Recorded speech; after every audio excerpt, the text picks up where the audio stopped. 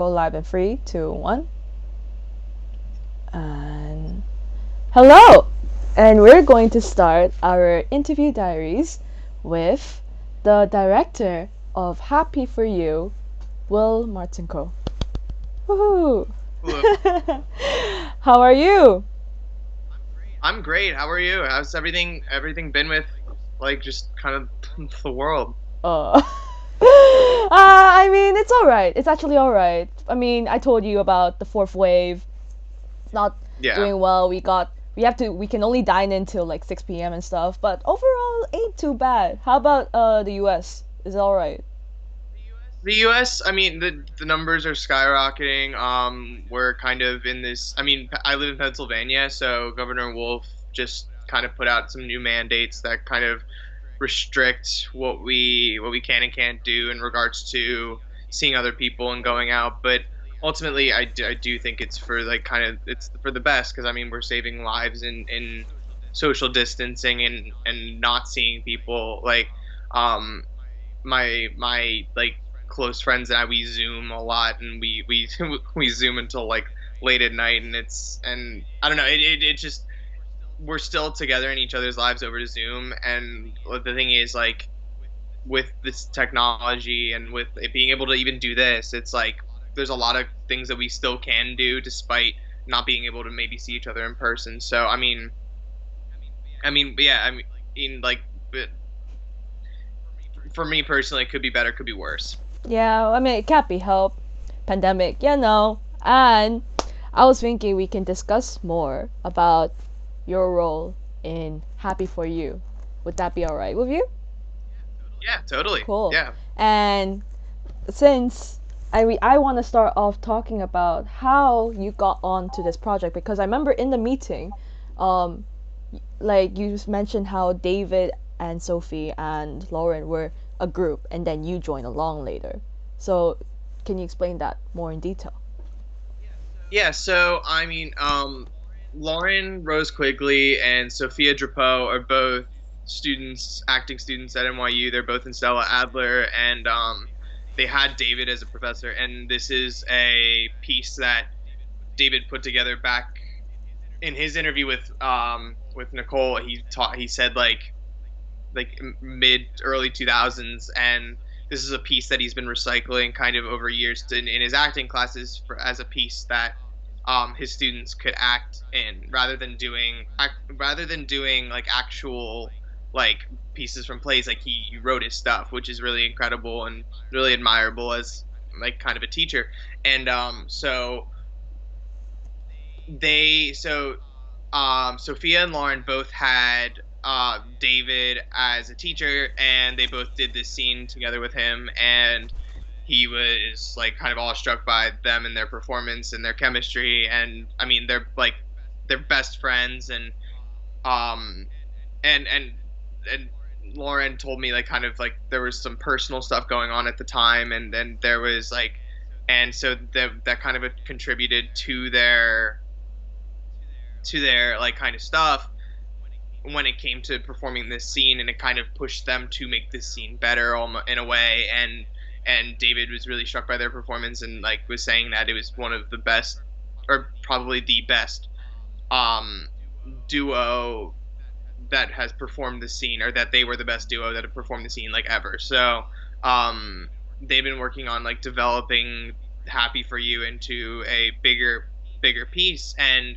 Um and eventually, kind of when COVID hit and everything went into lockdown, like I knew they kept meeting. And but how I got on the project was, um they were doing the piece for COVID and cigarettes, and they needed somebody who understood the visual medium better than they did in that sense, and they didn't want to do it over Zoom. So I'd worked with Lauren. Actually, I've known Lauren since I was about 16. I'm 22 now, so like I mean, obviously, it's been about so I've known Lauren for about 6 years. And um, I worked on a project with Lauren a couple of years ago called A Life of Struggle, and yeah, she and I like worked really well together, and it was a really fun project. And Lauren is so talented. So but we had kind of that working relationship. So when they needed someone to direct Happy for You kind of visually and cinematically, like over the internet, I was like, yeah, I'm down. And with Lauren, so Lauren reached out to me. I kind of jumped on the project, and yeah, now it's kind of it's history now. And but it was just such a fun time, and I mean, doing it over Zoom, I'll never forget. Lauren and Sophia are big audio message people. You know, like on your iPhone, like you can click the audio message thing, and they send like 3 minute um audio messages. They'll probably kill me for talking about their love for audio messages, but Are you allowed to say no, this? yeah, no, Okay. they love their audio message stuff. But Lauren sent me her audio message, kind of explaining the project to me, and one of the biggest things was kind of this idea of blocking and staging a scene across the country. So Lauren is based in like New York, Pennsylvania, going back and forth kind of because she's in school up there, up in New York, but I'm in Pennsylvania currently, so that's how we kind of know each other. But um, yeah, she's up in New York, like kind of doing her thing at NYU, and Sophia, all her classes are online, but she's in Arizona, and there's that time gap, and so like she's like 3 hours um, behind us, and like I don't know. It's just working and kind of figuring out how to stage a scene like that was just really exciting to me because I was like, well, I've never done anything like that, nor will I get possibly ever get the chance to do anything like that again. Because like the thing is, it's like there are lessons that I learned from doing Happy for You that I don't think I would have gained in any other project or any other setting. Just kind of about blocking and about direction and about finding that ultimate truth. David often talks about kind of finding a truth, and working with David is just he's just like it was just such it felt like at the time it felt like kind of just like a once in a lifetime opportunity working with somebody that talented, working with somebody who had such a grasp on his material, working with somebody that just understood performance and just in that way it's on a whole other level. And I mean, one of the things in film school and a lot of this, I actually had an entire semester working with the actors and blocking and pacing and understanding shot progression. I go to Temple University, and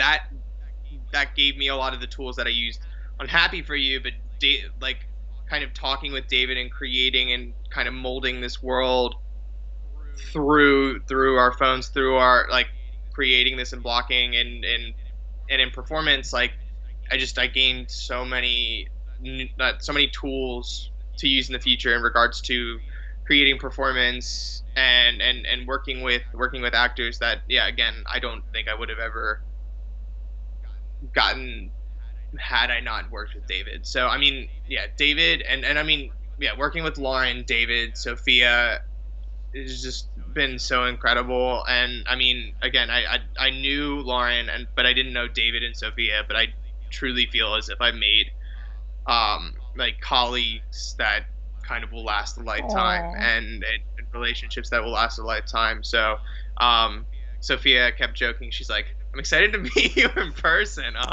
And like because we spent like hours working on this, and it's like you know the thing is, it's like it's just weird because I never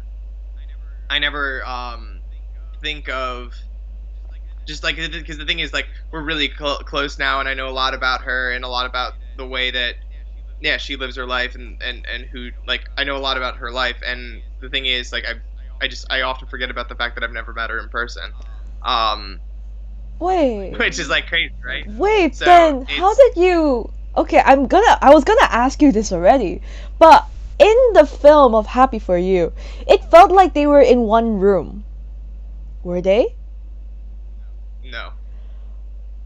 Um, so Lauren was actually in my kitchen in my like college house in Bryn Mawr, Pennsylvania, and Sophia was in her brother's dorm room at Arizona State University.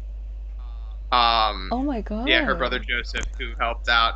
So I physically shot with Lauren, her like her stuff, and Sophia, um, she shot with her brother, but I was over Zoom and I was over Directing FaceTime and blocking. directing Joseph and directing Sophia. So kind of like Joseph would pick me up and show me the shot and like kind of like and just kind of be like that middleman. And Joseph did such a great job too in his time, and he's a sculpture student at ASU, and like Cool.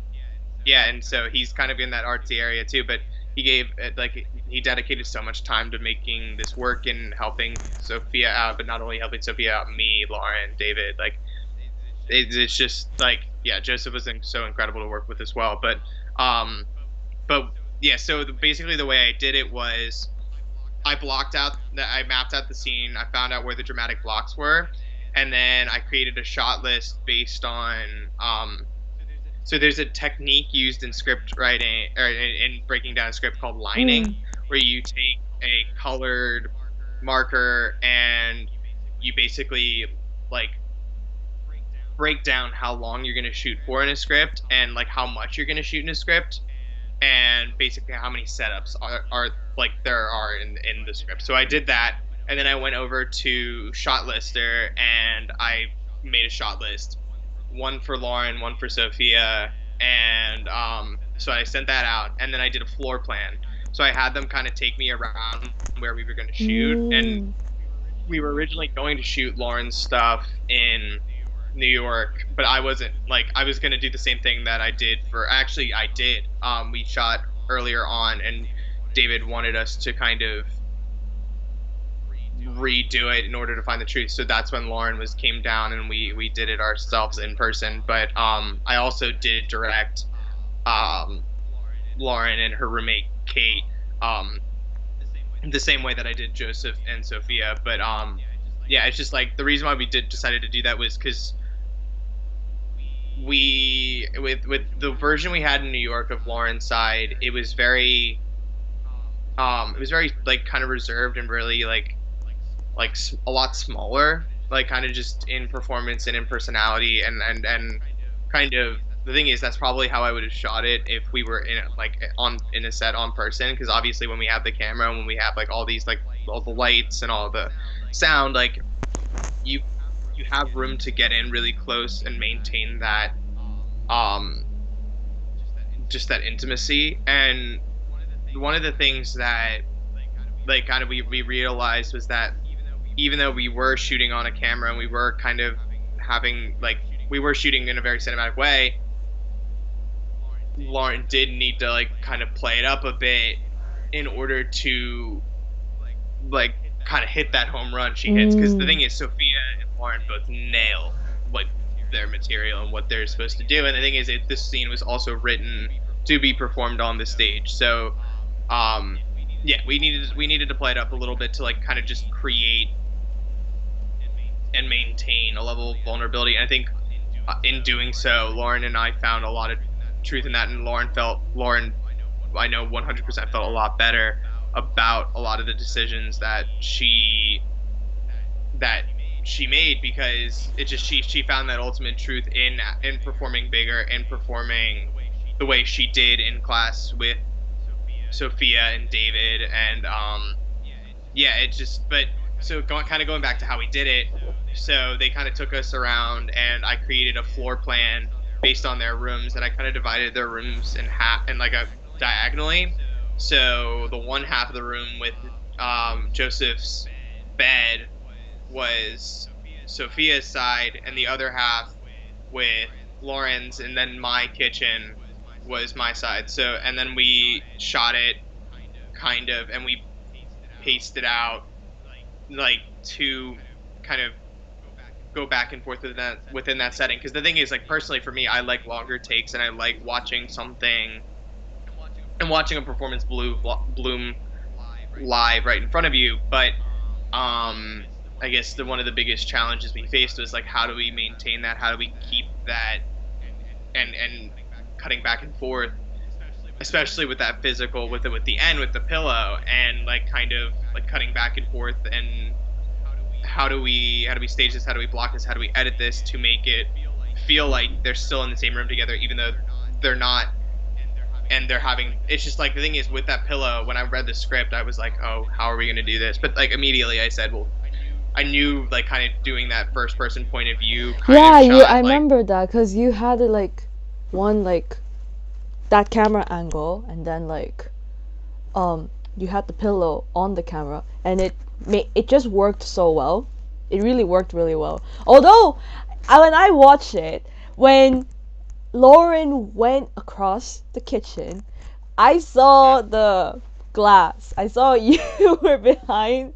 So yeah, no, that, I mean, like in kind of creating and like obviously if we were in the same room together, and actually we are talking about doing it again once everything gets cleans up a little bit in regards to COVID. But mm, Sophia's coming back to New York, and we're talking about getting like a pulling in a that's crew good. and actually shooting the short with Lauren and Sophia in the same room, and kind of just, and bringing in, yeah, the equipment and bringing in the people. Like I can bring in my director of photography, Matt Connolly, and we can really go all the way with a lot of the decisions we made. Obviously, in maintaining and in directing this version, there's like I one of the things that I talked to David about very early on was like kind of the use of the close up. And because the thing is, like, if we went close up, then it's not as powerful. But if we keep cutting in after each like kind of beat, Yeah, it worked the well. scene, like whenever there's a beat shift in the scene, if we change kind of the where we're at um in the scene, it can, it just, it's more effective that way, and it Mm, creates a more of an emotional response because you're getting closer and closer with these characters, like physically and like kind of emotionally, like you're attaching yourself to these characters more and more as the scene goes on. So one of the things that we talked about was just kind of the use of that close up. But the thing is, if I, you oftentimes in in like that setting or a scene like this, you do something like crossing the line where you go to another part of the room and shift it physically in the room and mm, kind of create that setting. But the thing is, it's like indirecting them across the country from each other. You run into this, you kind of run into this like problem where you're sitting there. I'm like, well, how complex do I want to be without getting confusing? And the mm. thing is, Lauren and Sophia are both so smart, and David is like honestly one of the smartest people I've ever met. But like it's just like in reading like my floor plans and in figuring out like the shot list and stuff, it's like it just would have been like really difficult to kind of move around the room. But the thing is, in doing a short and having them physically in the room together, there are a there's a lot more stuff that I can do, and that I can do with my director of photography, that I can do with Lauren and Sophia physically being in the same room together. Um, it's just like while we were able to accomplish like kind of putting these two people in the room together, like without them actually being in the same room together, there is a value to having them. Like I don't think that this is the new, like the new normal in regards to creating performance, because there just is something about directing in person. And the thing is, like working with, and I talked about that first time I worked with Lauren versus that second time, it's just working with Lauren physically in person was just so much, like so it felt like so much, it felt like we were more connected in a way, just because you're physically together in person and you can have these conversations, and you actually have these conversations. Whereas when we did it the first time over Zoom, it was just kind of like okay, I'm gonna perform the scene, you tell me where to be and I'll do it. And it would kind of, so then we kind of, you kind of lose that truth. It was like And static, isn't it? Because you're limited to Zoom. While like the way you filmed it, you had more freedom in terms like how you want to do it in different angles and all that stuff, isn't it?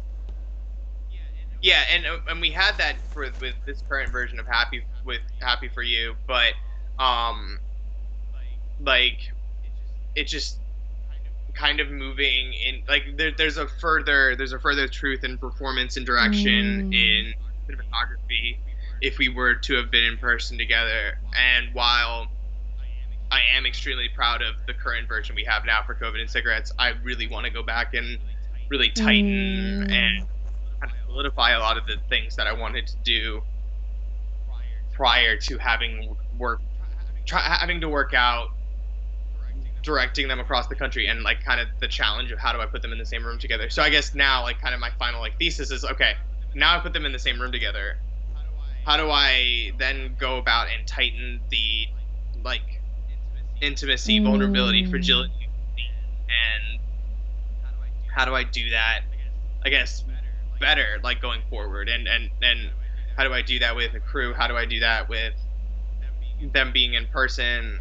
It's just like that. That's kind of the challenge moving forward in doing this again with Lauren, Sophia, and David, and kind of just reopening the scene. And I think there are different script changes we're gonna make too. I've been talking with David about just kind of like in developing this as a short film, what changes do we have to make in regards to making it make sense, in regards to creating that story. And the thing is, for me, it's what I love about it is it's two people in a room, but there's an arc for each character, Mhm. and there's a beginning and an end. There's a middle. There's a 3-act structure Mhm. within that scene, and you can just it just I think it comes in David's writing of the material. And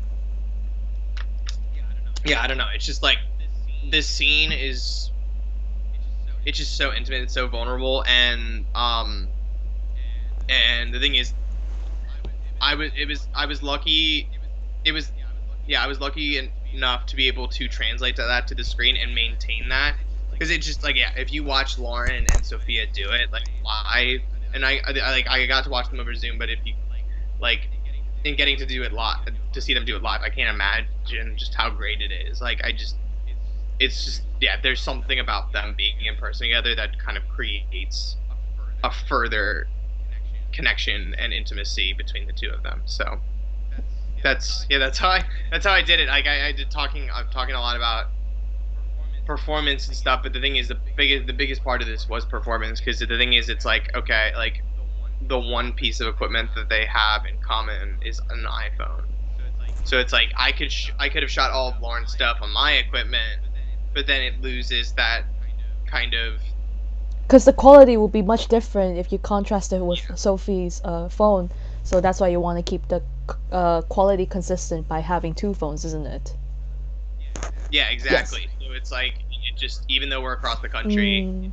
in maintaining like kind of the same quality, like it will be able to sell that they're in the same room together better if their footage looks the same, um rather than like me like filming out, like making it look all Hollywood, and on Lauren's side, but then Sophia's side having that iPhone, it just, you lose that.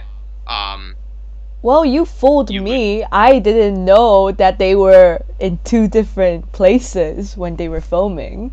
Cause that, I mean, cause I feel like when it comes to like plays, it really depends how you want it to film. Like yours, the way you did it is more, like the way you did it was so cool. I didn't even, damn, I'm still like mind blown. You did it all in two different places. Cause like I did mine in a more like a simple Zoom matter. Cause it was two was a couple that was having a chat on Zoom, so it made sense.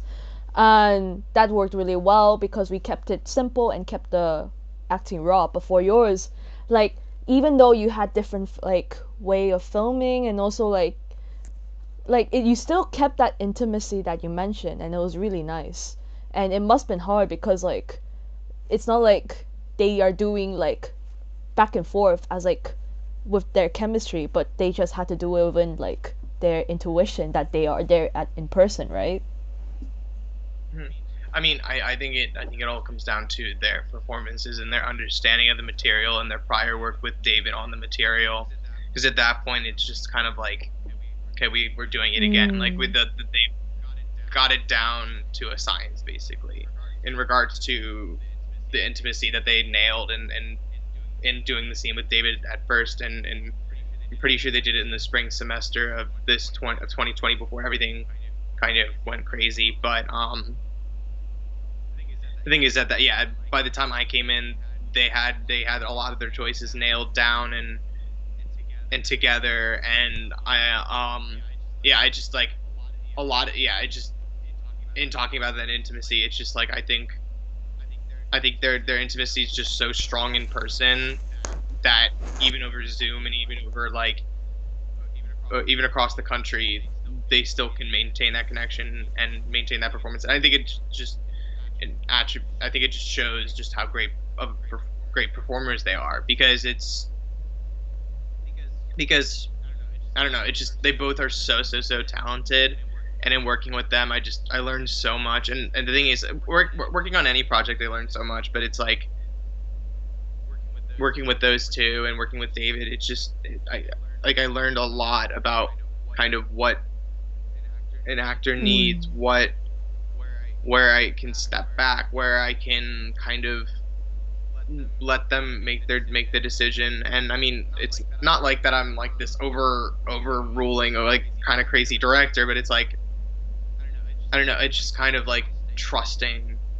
And I was able to trust their decisions and the decisions they've made because well, one, they'd worked on it for so long, but two, because of their talent. And just the thing is, like, I don't think it's going to be the last time you hear those two names, Lauren Rose Quigley and Sophia Truffaut. I think they're going to do incredible things throughout, and I think they're going to have massive careers. It's just a matter of time and a matter of when somebody can give them that shot. And I think it it could come from this. It could come from doing Happy for You again. It could come from anything they do on their own side. Like, I know they're both in a lot of shows and a lot of productions, even through Zoom. So yeah, it's only a matter of time. But both of those names, they're gonna be massive one day. Well, I can't wait for their future shows, and I can't wait for your future Happy for You revised version. And let me know when you have it, because I will watch it, you know? Well, And yeah, you were gonna say something? oh, I just said it will do. Yeah, no, it's like yeah, I will send it over, and I'll make sure the entire Aurora Theater knows Yes! we have this new version out. So Honestly, can't wait. And I wanna go now down to the topic of your background in terms of filming and you studying in Temple University.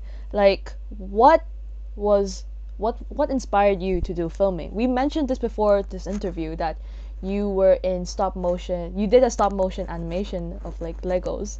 Like, do you want to explain more in detail about that, or how you are inspired by filming in general? Sorry. yeah, no, you're good. Ever since like I was little, there was just something about movies and watching movies and going to the movies that really kind of captured my interest at a very young age. I remember like just doing drawings and like hoping they'd be able to like animate and do their thing similar to like Aladdin or like The Little Mermaid or something where like they do like the full 2D animation. I didn't fully have like the fullest grasp on that, but like I used to draw on little flashcards and like kind of move them back and forth Oh, to like kind of those like create. cards, right? Oh, Yeah, those are cool. yeah. So that was like what I used to do when I was like very little, and then kind of moving forward from that, um, I moved to kind of into the Lego stuff. Like, I was a big Lego fan. I had so many Lego Harry Potter sets. Lego Harry Potter was like my childhood essentially. Um, and like because all those films were coming out, they'd come out with these massive sets and Mhm. these massive like scaling things. So those were the films I used to make. Made a lot of Lego Harry Potter stop motion films, and I actually had a lot of success and found a lot of success in doing that. And kind of moving into my like kind of tweens, I did a film for this Lego superhero contest, and I adapted Ryan Reynolds' Green Lantern into like a Lego form, and I submitted to the contest, and the short ended up getting picked up by Warner Brothers, and they sent me like the entire line of like 2012 Lego superhero sets, and it was just like I don't know, it felt cool because I was like, okay, I can do this, and I can take that next step, and people are starting to like kind of notice me in that setting. But the short got picked up. It was on Xfinity on demand. I'm pretty sure it still is today. I'm not 100% sure about that. I don't have Xfinity, so I I can't personally check, but I know it's still on there. Ask the Warner Brothers to like get you free access to that. You know, let the you should. You deserve it. Yeah. No, I mean, with the entire HBO Max thing, they probably have a lot more to worry about, kind of in seeing how they've handled their theatrical distribution. I think Warner Brothers is one of the best studios in regards to giving directors their freedom and Mm, in kind of letting them do their thing. And I mean, I think we've seen like a lot of incredible stuff, and kind of and I'll go back to that because it kind of has to do with the genre that I'm in and kind of working in, and I think it'll surprise some people because it's like it's kind of the almost the exact opposite of what I did with Happy for You mm. in a way. So it's like when if you watch my stuff prior to Happy for You, you're like, wait, the guy who directed that directed Yeah, this, and yeah. I actually I did had that thought because when I looked at Happy for You, I saw like okay, you did this, but then like when I looked at your Fantastic Film channel and I looked at like one of your videos, I was like, that's a different thing from Happy for You. How did you convert that? How? Because like it was like you had like full on dark kind of effect and the whole like mysterious whole thing. I don't know how to explain that as a genre, but you get what I'm saying, right? yeah. So I often like following my Lego stop motion kind of career in that setting. Because I haven't really gone back to it. I'd love to one day, but yeah, I haven't really gone back to it. But once I got to like high school, I started doing live action shorts, and I made a film. Then it was a horror comedy called School of the Dead, and I got like 50 students and a few teachers and just like all these people involved, and we made it this big thing. It was like 15 minutes long, but it was just this really incredible experience because it was kind of an experience that solidified like like the thing is with the Lego Green Lantern thing, it solidified that yeah, I can do this, and yeah, I can kind of make a career out of this and actually do what I love for a living. But then kind of doing it further, it's like, oh, other people are also interested in what I'm doing and want to be involved in. And so in doing School of the Dead, I made a lot of friendships that I've worked with a lot of people who I still work with today, and we actually did a sequel.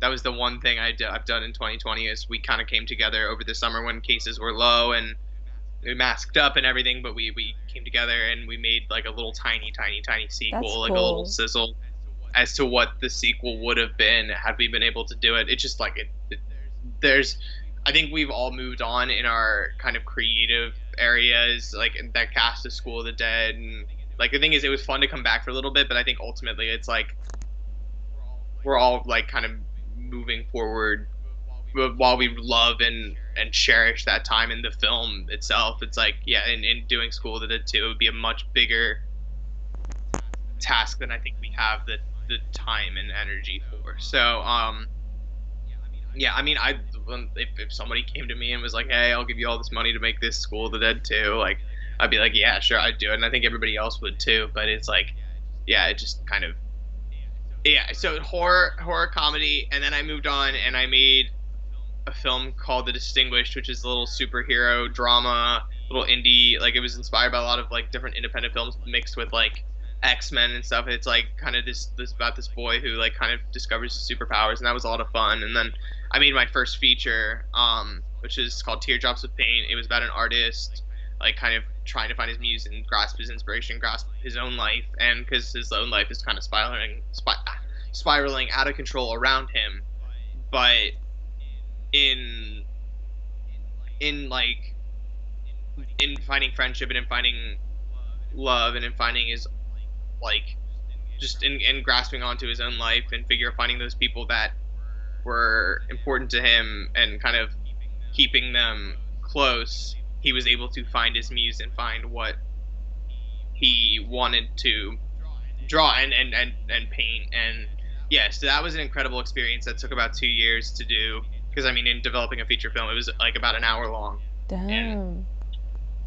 yeah, so it was, um, so yeah, that was kind of my first thing. But then my first feature. But then after that, I moved into the horror genre, and I made a film actually that got me into USC Film School, um, called We Need to Talk, which was this very contained. It was a silent film actually. It was a very contained little short film about a girl coming to terms with the abuse that she's kind of receiving from her Oof. boyfriend, and kind of the mentality of that, and kind of the psychology of that, and like what somebody like that feels, and like kind of phys like creating a physicality to that, and literally physically kind of shooting what somebody like that. It feels scary, and it's very like kind of oppressing, and it creates this thing. So, but I worked really closely with like two incredible actors, Hannah Rowan and Aiden Everly, we and Aiden's actually in New York around Lauren. He goes to Pace, and then Hannah goes to York College of Pennsylvania, and is doing theater there. And but both of them, when working with them and in kind of creating this world, like I was able to do a lot of incredible things. And yeah, that film got me into USC Film School, and also it played in Times Square, New York. So that was really incredible. Ooh, nice. Yeah, so that was like the first time though that I felt like I had really attached to a genre, and kind of been able to do a lot of things with a genre. So I kind of moved into the direction of horror. I made a like kind of like a spiritual sequel called Rerun, which was kind of took a lot of the same elements, but kind of delved further into like kind of the psychology of it, and kind of creating like, well, what does a person's like, I guess, like adolescence, like how does that shape a person and their decisions going into the future, and like can somebody kind of break from that, and that was kind of what I wanted to explore in Rerun. And then going further, we kind of went into more um I guess campy horror. We went and did we did two shorts, one 3 minutes and then one like 30 minutes, about the Tooth Fairy. And because like I mean, like, kind of in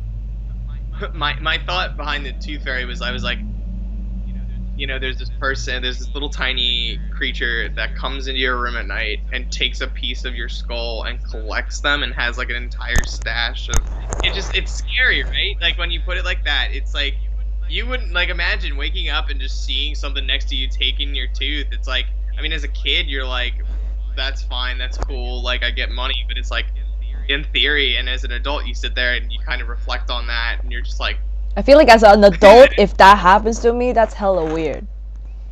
yeah, it But does, as a right? kid, like you believe in anything and everything. So if you say it nicely, even if you don't, they will be like, "Really? Money? Yay!" You know. Yeah, Um, exactly. I don't know. Like I, I did believe in the Tooth Fairy, but then what I did, cause I invest, and then what I took all the like all the teeth that like broken out. I collect them, and I'm like, okay, if I got this much, I will earn at least like what $10. All right, and then I put it. It didn't work though. I mean, it's not like my parents didn't. I mean, my parents like sure, and then they didn't actually put money. And I was like, okay, never mind. Well, I don't believe in Tooth Fairy anymore because it was a bad investment, basically. Yeah. That's so funny. That's, oh my. you know. It kind of shows like, if you paced it out, then you could have saved like the money, and then like saved up over the years. But then Right. in doing that, like, yeah, it didn't really work out, because yeah, it's kind of like a one-time gig. Right. As a kid, I Like, could have got like with $10, I could have gotten like a nice meal at McDonald's 2 times. yeah, exactly. Um, but no, that's incredible. But kind of, we made a 3 minute one, and then there was a lot of success that we got from the 3 minute one, so we made the longer one, and that premiered at Blobfest 2020, or no, Ooh. 2019, and we had a lot of um we had a lot of success, and we had an absolute blast. That was the first time like I got to do like kind of like a full scaling production. Like we shot for 4 days, and it was like 10 to 12 hour days, and it was like, and it was just a lot of fun. And like, yeah, again, it's like kind of about the relationships you have with people, and kind of in making that movie, like I got to fully just like kind of be around like a group of people all with the same set of goals for 4 days, and then kind of doing that, and and kind of working in that horror genre. Like I just got to have a lot of fun, like kind of goofing around with the Tooth Fairy, and kind of making um and kind of forming, like, yeah, kind of her presence in this horror genre. And yeah, like the Tooth Fairy was played by my high school drama teacher, and like it just kind of shows like kind of the community I work in, and kind of as to like and as to how like I kind of knew Lauren, and kind of coming into Happy for You, it was like we had a lot of the same circle of friends, and she did a production when she was in high school. She did a production of Les Miserables, where she played Eponine, and then two of my friends were also in the production, and I think there were more than two of my friends, but like two of my like best closest friends were in the same production and became best friends with Lauren, and then therefore I became really close with Lauren. So it was just like it was just really incredible to do that. But like obviously like you like kind of in seeing like yeah, again, my high school drama teacher was like the star of my big Tooth Fairy movie. My best friend's friend from local theater did a bunch of stuff with me, and then got me here doing this. Like it just kind of shows how close knit our like kind of community is as like kind of artists, and as people. And yeah, it's that's one of the things I kind of treasure most, is being able to get a lot of these people together, and in doing this, because I it's like from what I've seen going to school and going to Temple, it's very rare. Like what I got to do in high school was very rare. There were people who didn't want to do that stuff at other schools, but Mm. I also kind of like kind of give credit to my drama teacher. Her name is Bedeshelin, and um what she did, she created like a program, and we where like hundreds of kids would come in, and she didn't do cuts. So she'd have like hundreds of kids in a musical, and she like triple cast and give all these people opportunities to perform and to showcase their talents, and because everybody has talents. And and in doing so, like I met a lot of the people that I've worked with still today. I still work with today, and like Hannah and Aiden were, but that's from We Need to Talk that I mentioned earlier. Like I met them through doing drama, and I probably wouldn't have met them without doing drama. So I Well, mean, that's good that you um, made like lots of like connections, not only in your high school and also like everything else, and you still keep those connections to this day, and that's really good, specifically for our industry, because we will always mhm, need to find like, like whenever you need to cast someone or you need someone for this project, you always need people. And I think that's the beauty of like art industry. You just have to, whether you like it or not, you have to collaborate with people.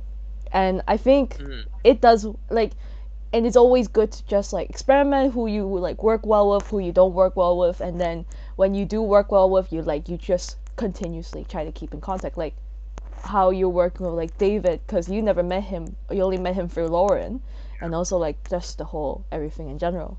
Yeah, and it's pretty Yeah, cool. Happy for You was just the beginning of my hopefully working relationship with David. It was just working with David was just so incredible. He's just such a passionate person. And I mean, I watched his interview with Nicole, and um, he just he's so experienced, and his experience shows, and he's a very just loving person in regards to like his work and a passionate person about his career, but he's also a loving person as a friend, as a colleague, as he talks about it. He talked about like his son in his interview, and I just like he's just a great role model. And I was watching Evangeline Lilly talk recently in an interview, and she talked a lot about like adults having role models, and adults having kind of people to look up to. And she kind of like, and I personally had the same kind of thing where I sat there, and it just the question of like, when I'm an adult, I don't need a role model. But then it's Mm. like guess you do, you know, and David, I feel like, is one of those people for me that I look up to, Mm. and because the stuff he's been able to do prior to COVID and like even during COVID has been incredible, and kind of bringing Lauren, Sophia, and myself together for Happy for You and all the stuff he's doing on his own with his kind of Labyrinth playhouse. And Theater.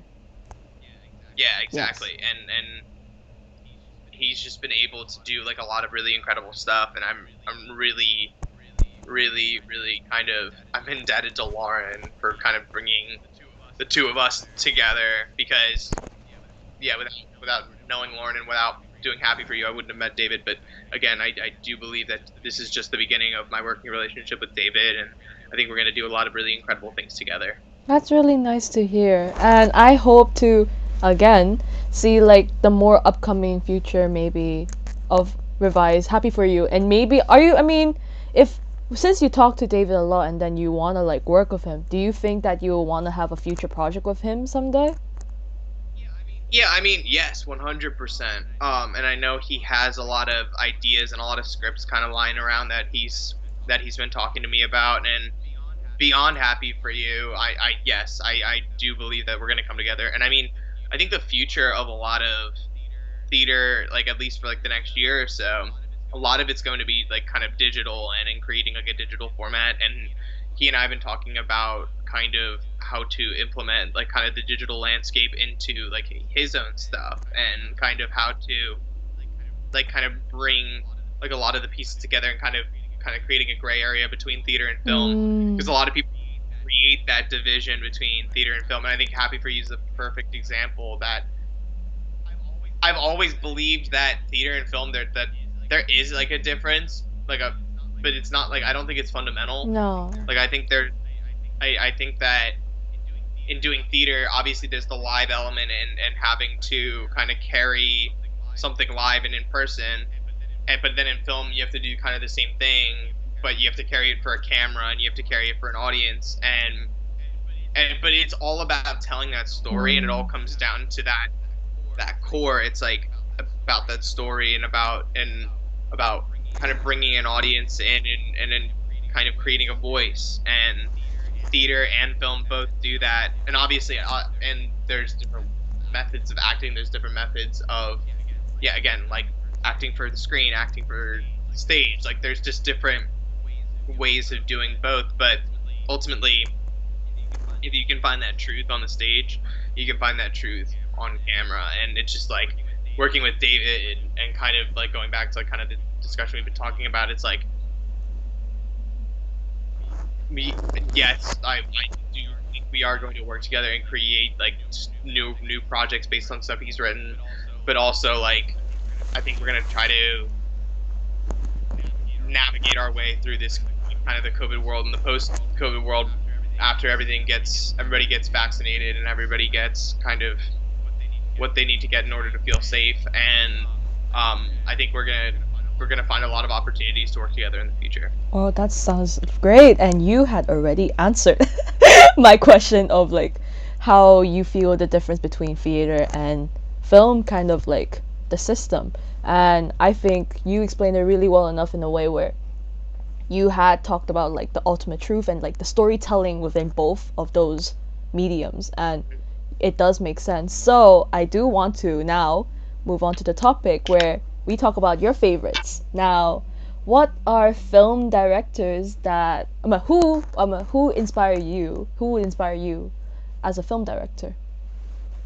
So I mean, growing up, growing up, the two like film franchises that I watched were Sam Raimi's Spider-Man movies, Spider-Man 1, 2, and 3, and then the Pirates of the Caribbean movies, like the first three, the Johnny Depp Gore Verbinski ones. So Gore Verbinski and Sam Raimi are both come to mind as kind of filmmakers that I looked up to as a child, but then growing into adulthood and seeing their work outside of Spider-Man and Pirates of the Caribbean, it was like, yeah, Evil Dead, and watching the Evil Dead movies, and watching like Drag Me to Hell. And recently, actually, I'm working on a new like smaller project that we could probably shoot in the next month or so, about it's about a TikTok that kind of sucks you in to it, and it's about a TikTok that sucks people's souls into it, and Ooh. it goes around, and it has a very, but then also going with that, I was inspired a lot by Sam Raimi and Drag Me to Hell because of kind of like, I mean, yeah, your immediate reaction. There's a level of there's the level of awareness to what TikTok is, and obviously, but the thing is, it sucks you in on like kind of that level, and you're just sitting there and you go through and hours go by, and then you look at the clock and you're like, oh crap. It But reminds me of Social Dilemma. Have you seen that on Netflix? yeah, no, I have, and it's like it kind of. But the thing is, and kind of bringing a horror element. Mine adds that Mm. horror element, kind of like has like a demon kind of suck you in, and it's a really exciting script. I'm really excited to work with a lot of the people that I'm working with on that project. Let me But know when it's um, out. I'm excited. yeah, I want we'll do it. TikTok. TikTok is banned in Hong Kong. Oh no, yeah, oh no. Right? Like Uh, I had like my friend from the US and the UK, they all send me their like, TikTok videos in my TikTok account, but I can't look at them anymore cuz I don't have it and I'm just like oh no, yeah. yeah, no. It's like no, it's just like TikTok is just it's such like kind of just like you get like sucked Yeah, I into used it to have it and and I really loved it, but I couldn't love it enough yeah, to like get it like, it got banned and I'm like, okay. yeah, no, and like but I guess kind of going back into the direction of like kind of, but the thing is, so Sam Raimi was a big influence in regards to direction, but Gore Verbinski, the guy who did Pirates of the Caribbean, also did The Ring, which was about a videotape Yeah, yeah, yeah, that yeah, eventually yeah. The so it's kind of mixing the two, like this new project is kind of like mixing the two together and mm. creating like kind of the love child of The Ring and Drag Me to Hell and Evil Dead kind of in a way, because it's like we're doing a lot of the formal elements that Evil Dead used, but in regards to like the content of it, in regards to the story, it's very Ring inspired, and so kind of in talking about like my favorite filmmakers, like Sam Raimi and Gore Verbinski are both just really incredible filmmakers and filmmakers whose career that I've been following since again I was a child. Kind of moving into adulthood. Guillermo del Toro is a massive influence on me. Kind of his methods of storytelling and his ability to capture people kind of through the fantastical world. Like in doing the two Tooth Fairy movies, kind of I was really enthralled by his work, and I watched like everything like over and over and over again to try to kind of have a grasp on the way methods that he used to kind of capture um yeah, the fantastical elements but maintain like this deep thematic Is that story. And why you your production company called Fantastic Films? know the the story of why Sorry. we're called that fantastic films is it I wish it was something better. So I made a terrible I'm a pun. I'm really sorry. I'm taking back what I said. no. I'm a massive soda drinker. I love Coca-Cola. I love Pepsi. Like I love. And there was one night we were at Applebee's and my friends and and I said, "May I please have a Diet Coke?" And they said, "Is Pepsi okay?" And I went, "Pepsi's good. Pepsi's great. Pepsi's fantastic." And then all my friends like made fun of me for like years, and then I changed it to That's Fantastic because obviously I can't my production company Pepsi's Fantastic Films, because then one, I'll never get sponsored by Coke, and and two, like obviously there's the brand name, but You should have just yeah, made That's that your Fantastic. life motto, not your production company, you know? Like, oh, like maybe I don't know, like, like in companies underneath, they will have like that, like, slogan. You Mm, could add that next time. Fantastic mm. films. That, and then that, you know? Pepsi's good. Pepsi's great. Pepsi's fantastic. Yes. Yeah. Um, And um then, yeah, bracket, Pepsi, please sponsor me. yeah. No, 100%. It's just like yeah, that's kind of like the the goofiness. I wish it had anything to do with Guillermo del Toro, but it doesn't. Edgar Wright was also a massive example. My favorite movie of all time is Shaun of the Dead, and it's just like Edgar Wright's grasp on film itself and his knowledge about like kind of the entire industry and about films themselves. So like the Criterion and just watching movies. Like he's watched so many movies, and he came out with a list a couple of years ago that was like 1,000 of his favorite films, and they're all just incredible pieces. And like the thing is, like I sat there and I was like, I'm not. Like the thing is, I watch a lot of movies. Mm. I before COVID, I used to go to the movies all the time. I think I saw over 60 movies last year, and like and yeah, so like I went to the movies a lot, and like I consider myself an avid movie watcher, but Edgar Wright just watches like kind of blows.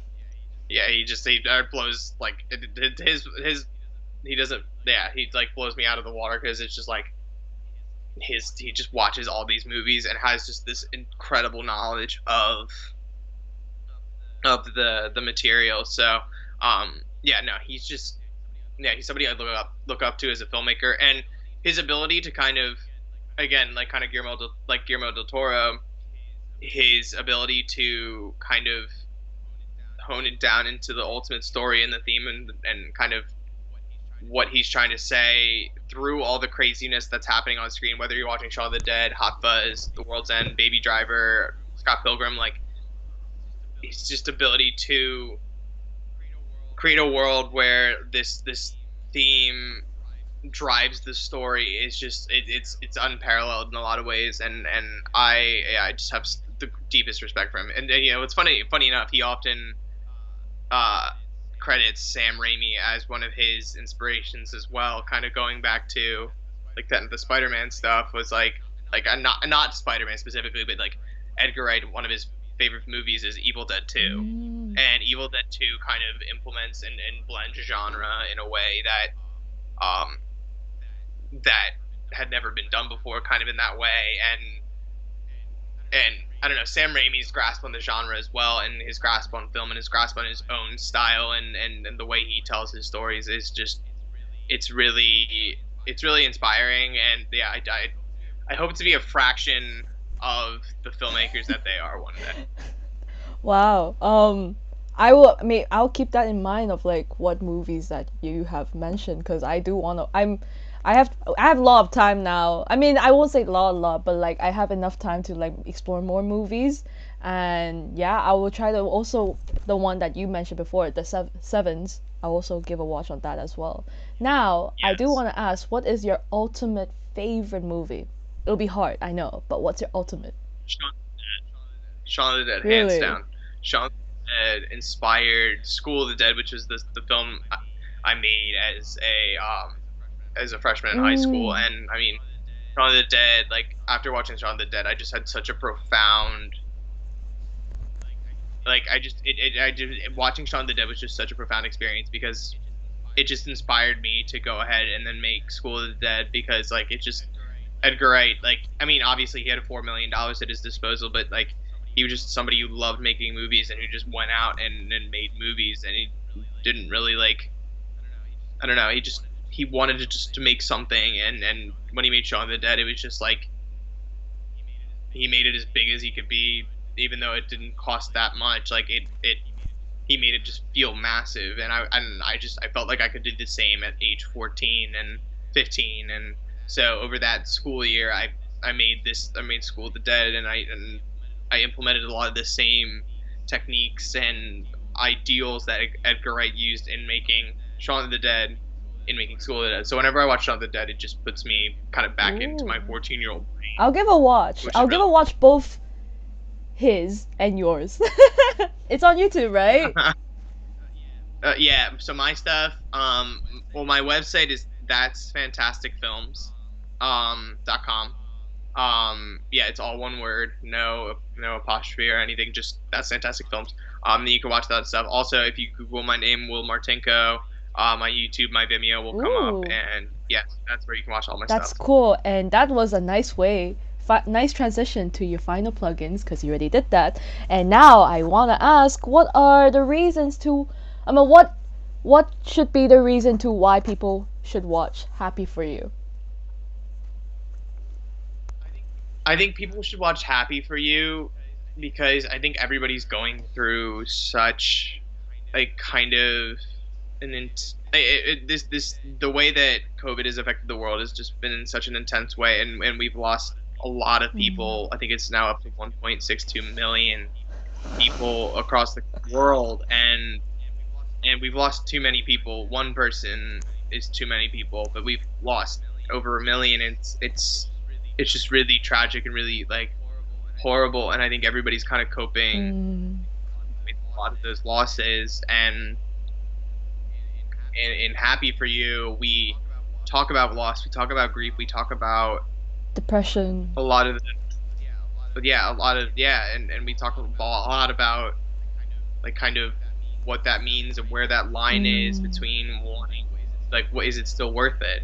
And I think deep down most of us have this fundamental belief that yes, it is still worth it, even through the worst of it, even when we're in those valleys and we're in those deep pits, there's always a mountain on the other side of the valley. And in watching Happy for You, I can only hope that people sit back, think about their own lives, and think about how kind of COVID has affected them, and these losses have affected them, and kind of reflect, and then go back into the world even through COVID, and just do as much as you can in COVID. I hope it inspires people to like yeah, when everything opens back up too, like just do the most they can in life because we're all so like kind of blessed to be here, and we all blessed to live and do anything basically a lot of and a lot of us want to do. And in I'm trying to find the right words. It in watching Happy for You, I hope that it can inspire like you to do the same thing, and to kind of go about and Reflect. re- yeah, reflect and want to do more even through COVID, and go back and talk to people you haven't talked to in years. Like just kind of regain relationships. And I mean, the thing is, like, there's no excuse like outside like the technology barrier. And I know that, like the technology barrier and other is a big issue, but it's like, I mean, for us, and if we have access to this technology, we should use it to kind of reconnect with a lot of people. And I mean, there's no excuse because it's like there's this software, Yeah, Skype, yeah. Zoom, and we can connect, and we can yeah. So then when the world opens back up and we're able to see each other again, like we go back to a much better world and a much more open world and a much friendlier world than we had prior to COVID. Because I mean, while we were able to do a lot of things, I think one of the biggest things about like kind of pre-COVID that I hope we learn about through COVID is like the speed of at which we do everything. And I think everything's so like fast that everybody's like doing everything at once and overwhelming themselves and getting to this place where they're like, oh my gosh, oh my gosh, oh my gosh, I'm doing all this stuff. And I think we need to sit down, we need to reflect, we need to slow down. And I think we Mm. need to be there for each other rather than ourselves, or rather than for kind of a structured system. Like Mm. I think that yeah, life's short and we need to make it the fullest we can. And I hope that people can get that from watching Happy for You. Aw, that's a really nice way to end this. And for thank you for whoever have been watching this interview. I hope you gain insight and have the will to watch. Oh god, that was a bad pun. Have the will to watch Happy for You. Oh god, I didn't even mean to make this pun. God, I'm sorry. Anyway, see you guys, and thank you for watching our interview in 3, 2, 1. And